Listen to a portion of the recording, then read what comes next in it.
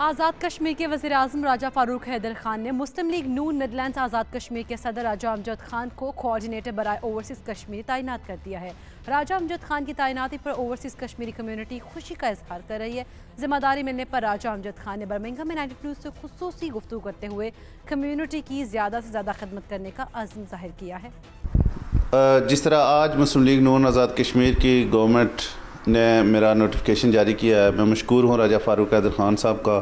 اور مسلم لیگ نون کی تمام اعلیٰ قیادت کا،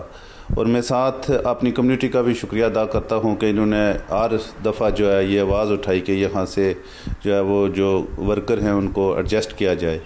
تو یہاں کی جو کمیونٹی ہے پاکستان کے بعد اگر سب سے زیادہ پاکستانی کہیں آباد ہیں تو وہ برطانیہ مڈلینڈ میں ہیں، تو ان کے جتنے مسائل ہیں انشاءاللہ ہم ترجیحی بنیادوں پر ان کو جو ہے وہ حکومت کے سامنے لے کر جائیں گے، اور ان کے حل کے لیے جو ہے وہ اپنی ضرور کوشش کریں گے، اپنی بساط کے مطابق کاوشیں جاری رکھیں گے کہ یہاں کے جتنے ہمارے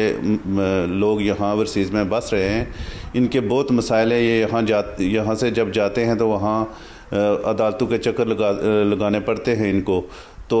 ان کے پاس اتنا زیادہ وقت نہیں ہوتا ہے اور یہ فیڈ اپ ہو کر واپس آ جاتے ہیں۔ تو انشاءاللہ اب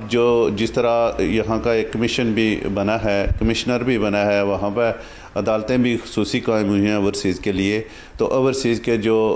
یہاں کے مسائل ہیں ان کے حل کے لیے حکومت جو ہے وہ ترجیحی بنیادوں پہ کام کرے گی، اور ہم اس